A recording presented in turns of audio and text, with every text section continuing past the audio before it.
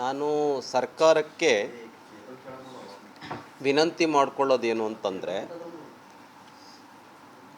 ಇಡೀ ರಾಜ್ಯದಲ್ಲಿ 4 ತಿಂಗಳಿಂದ ಅಂದರೆ ಮಾರ್ಚ್, ಏಪ್ರಿಲ್, ಮೇ, ಇದು ಜೂನ್, ಈಗ ಅಂದರೆ 3 ತಿಂಗಳು ಆಯಿತು. 4ನೇ ತಿಂಗಳಿಗೆ ಪ್ರವೇಶ ಆಗ್ತಾ ಇದ್ದೀವಿ. ಗೃಹಲಕ್ಷ್ಮಿ ಅಕೌಂಟ್ಗೆ ಅಂದರೆ ಮಹಿಳೆಯರಿಗೆ ಹಣವನ್ನು ಕೊಡ್ತಾ ಇಲ್ಲ. ಕೇಳಿದರೆ ಹೇಳ್ತಾ ಇದ್ದಾರೆ, ನಾವೇನು ಪ್ರತಿ ತಿಂಗಳು ಸಂಬಳದ ರೀತಿಯಲ್ಲಿ ಕೊಡಬೇಕಾ? ನಾವು ಆ ಥರ ಸಂಬಳದ ರೀತಿಯಲ್ಲಿ ಕೊಡ್ತೀವಿ ಅಂಥೇಳಿ ನಾವು ಪ್ರಣಾಳಿಕೆಯಲ್ಲೇ ಹೇಳಿದ್ವಾ ಅಂತ ಪ್ರಶ್ನೆಯನ್ನು ಕೇಳ್ತಾ ಇದ್ದಾರೆ. ಅವಾಗೇನು ಪತ್ರಿಕಾಗೋಷ್ಠಿಯನ್ನು ಮಾಡಿ ಪ್ರಣಾಳಿಕೆಯನ್ನು ರಿಲೀಸ್ ಮಾಡಿ ಏನು 2,000 ರೂಪಾಯಿ ನಾವು ಪ್ರತಿ ತಿಂಗಳು ಮಹಿಳೆಯರ ಅಕೌಂಟ್ಗೆ ಹಾಕ್ತೀವಿ ಅಂತ ಏನಿದೆ, ಅದರ ತುಣುಕುಗಳು ಎಲ್ಲ ಕಡೆಗಳಲ್ಲಿ ಇದೆ. ಅದಕ್ಕೆ ಕೋಟ್ಯಾಂತರ ಜನ ಮಹಿಳೆಯರಿಗೆ ಈ ಸರ್ಕಾರ ಅನ್ಯಾಯ ಮಾಡ್ತಾ ಇದೆ. ಗ್ಯಾರಂಟಿಯನ್ನು ಸುಮ್ಮನೆ ಘೋಷಣೆ ಮಾಡಿದರು, ಆದರೆ ಸರಿಯಾಗಿ ಜಾರಿಗೊಳಿಸ್ತಾ ಇಲ್ಲ.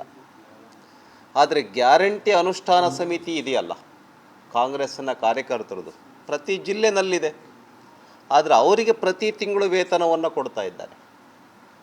ಅಂದರೆ ಪ್ರತಿ ತಿಂಗಳು 7 ಕೋಟಿ ರೂಪಾಯಿಗಿಂತ ಹೆಚ್ಚು ಹಣವನ್ನು ಸರ್ಕಾರ ಕಾಂಗ್ರೆಸ್ ಕಾರ್ಯಕರ್ತರಿಗೆ ವೇತನವನ್ನು ಕೊಡ್ತಾ ಇದೆ. ಆದರೆ ಮಹಿಳೆಯರಿಗೆ ಯಾಕೆ ಕೊಡ್ತಾ ಇಲ್ಲ? ಮೊದಲು ಮಹಿಳೆಯರಿಗೆ ಕೊಡಬೇಕು, ಕಾಂಗ್ರೆಸ್ ಕಾರ್ಯಕರ್ತರಿಗೆ ಕೊಡಬೇಕು?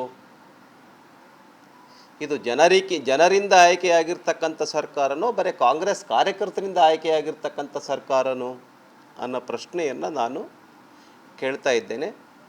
ನಮ್ಮ ರಾಜ್ಯದ ಎಲ್ಲ ಮಹಿಳೆಯರು ಈ ವಿಷಯ ಕುರಿತಂತೆ ಗಂಭೀರವಾಗಿ ಯೋಚನೆ ಮಾಡಬೇಕು ಅಂಥೇಳಿ ನಾನು ಈ ಸಂದರ್ಭದಲ್ಲಿ ಹೇಳೋದಕ್ಕೆ ಬಯಸ್ತೇನೆ. ಎರಡನೇ ವಿಷಯ ನಾನು ಹೇಳಲಿಕ್ಕೆ ಹೊರಟಿರ್ತಕ್ಕಂಥದ್ದು, ಸರ್ಕಾರ ಬೀಜ ಗೊಬ್ಬರಗಳ ಬೆಲೆಯನ್ನು ಹೆಚ್ಚು ಮಾಡಿದೆ ಮತ್ತು 4,000 ರೂಪಾಯಿ ರೈತರಿಗೆ ಏನು ಕೊಡ್ತಾ ಇತ್ತು ಅದನ್ನು ರದ್ದು ಮಾಡಿದ್ರಿಂದ ರೈತರು ಕಷ್ಟವನ್ನು ಅನುಭವಿಸ್ತಾ ಇದ್ದಾರೆ. ಜೊತೆಯಲ್ಲಿ ಈಗ ಮತ್ತೊಂದನ್ನು ನಿಲ್ಲಿಸಿದ್ದಾರೆ. ರೈತರಿಗೆ ಕೊಡ್ತಾ ಇರೋಂಥ 4,000 ರದ್ದು ಮಾಡಿದ್ದು, ಜೊತೆಯಲ್ಲಿ ಈಗ ಜನೌಷಧಿ ಕೇಂದ್ರಗಳನ್ನು ನಿಲ್ಲಿಸಿರೋದು. ಅಂದರೆ ನಾನು ಸರ್ಕಾರಕ್ಕೆ ಪ್ರಶ್ನೆ ಕೇಳ್ತೇನೆ, ಕೇಂದ್ರ ಸರ್ಕಾರದ ಯೋಜನೆಗಳನ್ನು ನೀವು ನಿಲ್ಲಿಸ್ತೀರಾ? ಜನೌಷಧಿ ನಿಲ್ಲಿಸಿದ್ರಿ, ರೈತರಿಗೆ ಕೊಡುವಂಥ 4,000 ರೂಪಾಯಿ ನಿಲ್ಲಿಸಿದ್ರಿ, ನಾವು ರೈತ ವಿದ್ಯಾರ್ಥಿಗಳಿಗೆ ಸ್ಕಾಲರ್ಶಿಪ್ ಕೊಡ್ತಾ ಇದ್ವಿ, ಅದನ್ನು ನಿಲ್ಲಿಸಿದ್ರಿ, ನಾವು ರೈತರಿಗೆ 1 ಹೆಕ್ಟೇರ್ಗೆ 500 ರೂಪಾಯಿ ಡೀಸೆಲ್ಲಿಗೆ ಕೊಡ್ತಾ ಇದ್ವಿ, ಅದನ್ನು ನಿಲ್ಲಿಸಿದ್ರಿ. ಅಂದರೆ ಒಂದು ರೀತಿಯಲ್ಲಿ ಇದು ಕೇಂದ್ರ ಸರ್ಕಾರದ ಯೋಜನೆಗಳನ್ನು ನಿಲ್ಲಿಸ್ತಕ್ಕಂಥದ್ದು. ಏನೇ ಕೇಂದ್ರ ಸರ್ಕಾರದ ಯೋಜನೆಗಳಿರಲಿ, ಅವರು ಹೇಳ್ತಾರೆ ಜನವಿರೋಧಿ ಅಂತ. ಜನೌಷಧಿ ಕೇಂದ್ರ ಏನು ವಿರೋಧ ಮಾಡಿದೆ ನಿಮಗೆ? ಜನೌಷಧಿ ಕೇಂದ್ರಗಳನ್ನು ರದ್ದು ಮಾಡೋದಕ್ಕೆ, ಬಂದ್ ಮಾಡೋದಕ್ಕೆ ಕಾರಣ ಏನು?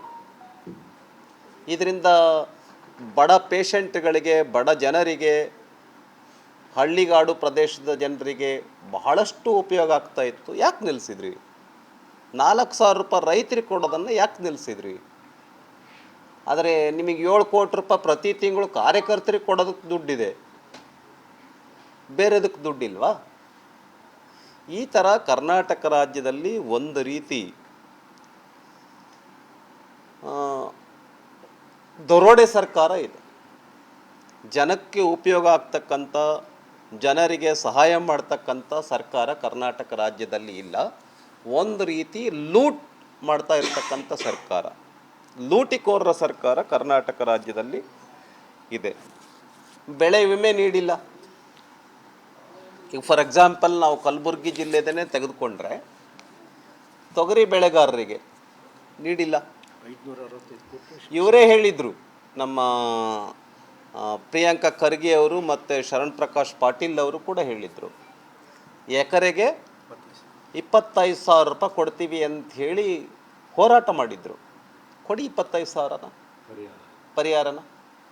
ಯಾಕೆ ಕೊಡ್ತಾ ಇಲ್ಲ? ಇದು ಜನವಿರೋಧಿ ಸರ್ಕಾರ ಅಲ್ವಾ? ಇದು ರೈತ ವಿರೋಧಿ ಸರ್ಕಾರ ಅಲ್ವಾ?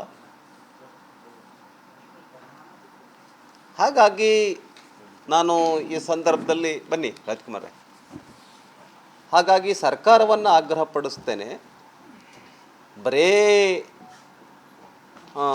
ಕಾಲವ್ಯಯವನ್ನು ಮಾಡೋದು ಬಿಟ್ಟು ನಿಜಕ್ಕೂ ಜನರಿಗೆ ಉಪಯೋಗ ಆಗ್ತಕ್ಕಂಥ ಕೆಲಸವನ್ನು ಮಾಡಲಿ ಅಂಥೇಳಿ ಈ ಸಂದರ್ಭದಲ್ಲಿ ನಾನು ಹೇಳೋದಕ್ಕೆ ಬಯಸ್ತೇನೆ. ಬಂದ್ ಮಾಡಿರೋ ಉದಾಹರಣೆ ತೋರಿಸಿದ್ರೆ ಏನು ರಾಜೀನಾಮೆ ಕೊಡ್ತಾರಾ? ಯಾಕೆ ಉದಾಹರಣೆ ಫ್ರೀಯಾಗಿ ನಾವು ಎಲ್ಲಾ ಮೆಡಿಸಿನ್ ಅವ್ರಿಗೆ ಕೊಡ್ತಾ ಇದೀವಿ, ಕೊಡ್ತಾ ಇಲ್ಲ. ನಮ್ಮ ಕಾಂಪೌಂಡ್ ಒಳಗಡೆ ವ್ಯಾಪಾರ ಮಾಡಬೇಡ್ರಿ ಅಂತ. ವ್ಯಾಪಾರ ಎಲ್ಲಿದೆ? ನಿಮ್ ಕಾಂಪಿಟೇಷನ್ ಮಾಡಿ ಇನ್ನೂ ಕಡಿಮೆ ರೇಟ್ನ ಕೊಡ್ಬೇಕು. ಹೊರಗಡೆ ಇರೋ ಮೆಡಿಕಲ್ 751 ಮೆಡಿಸಿನನ್ನು ಕೊಡಬೇಕಾಗಿತ್ತು. ಈ ಸರ್ಕಾರ 251 ಮೆಡಿಸಿನನ್ನು ಕೊಡ್ತಾ ಇತ್ತು. ಈಗ ಅದನ್ನು ನಿಲ್ಲಿಸಿದ್ದಾರೆ. ಯಾರು ತಗೊಳ್ತಾರೆ ತಗೊಳ್ಳಿ ಬಿಡಿ. ಈಗ ಉದಾಹರಣೆ 100 ರೂಪಾಯಿಗೆ ಸಿಗ್ತಾ ಇರ್ತಕ್ಕಂಥ ಔಷಧಿ 10 ರೂಪಾಯಿಗೆ ಸಿಗ್ತಾ ಇದೆ. ಎಲ್ಲಿ ಕೊಡ್ತಾ ಇದ್ದೀರಿ? ಮತ್ತು ಜನ ಯಾಕೆ ಹಾಹಾಕಾರದಲ್ಲಿದ್ದಾರೆ? ಜನ ನಮಗೆ ಜನೌಷಧಿ ಕೇಂದ್ರವನ್ನು ಕೇಳ್ತಾ ಇದ್ದಾರಲ್ಲ, ಯಾಕೆ? ಜನ ತಗೊಳಕ್ ಮೂರ್ಖರ. ಯಾರನ್ನ ಮೂರ್ಖರನ್ನಾಗಿ ಮಾಡ್ಲಿಕ್ಕೆ ಹೊರಟಿದೆ ಸರ್ಕಾರ? ಜನ ಕೇಳ್ತಾ ಇದ್ದಾರಲ್ಲ, ಯಾಕೆ? ಹಾಗಾಗಿ ಒಂದು ರೀತಿ ಕೇಂದ್ರ ಸರ್ಕಾರದ ಎಲ್ಲ ಯೋಜನೆಗಳನ್ನು ನಿಲ್ಲಿಸೋದಾದ್ರೆ ಒಂದ್ಸರಿ ಬಹಿರಂಗವಾಗಿ ಹೇಳಲಿ, ನಮಗೆ ಕೇಂದ್ರ ಸರ್ಕಾರ ಬೇಡ ಅಂತ. ಒಂದು. ಎರಡನೇದು GST council meeting. GST council meeting ಪ್ರತಿ 3 ತಿಂಗಳಿಗೆ ಒಂದ್ಸರಿ ನಡೆಯುತ್ತೆ. ಯಾಕೆ ಮುಖ್ಯಮಂತ್ರಿಗಳು ಹೋಗ್ತಾ ಇಲ್ಲ? ನಿಮಗಿಂತ ಸಮರ್ಥರ ಕೃಷ್ಣ ಬೈರೇಗೌಡರು, ಅವ್ರನ್ನೇ ಮುಖ್ಯಮಂತ್ರಿ ಮಾಡಿ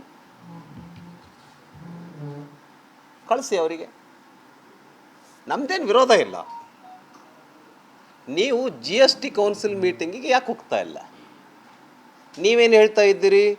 ಕೇಂದ್ರ ಸರ್ಕಾರ ಯಾವ ಪ್ರಮಾಣದಲ್ಲಿ ಕರ್ನಾಟಕ ರಾಜ್ಯಕ್ಕೆ ಅನುದಾನವನ್ನು ಕೊಡಬೇಕಾಗಿತ್ತು, the share of the Karnataka tax ಅಷ್ಟು ಬರ್ತಾ ಇಲ್ಲ ಅಂತ.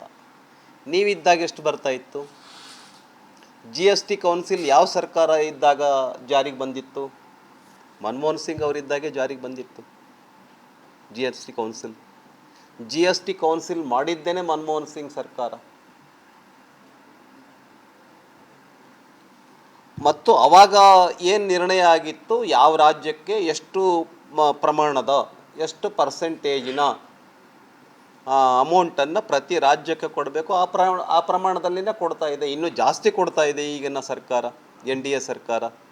UPA ಸರ್ಕಾರ ಅಷ್ಟು ಪ್ರಮಾಣದಲ್ಲಿ ಕೊಡ್ತಾ ಇರಲಿಲ್ಲ. ಇದನ್ನು ಜಾಸ್ತಿ ಮಾಡಿದೆ ನರೇಂದ್ರ ಮೋದಿ ಸರ್ಕಾರ ಬಂದ ಮೇಲೆ.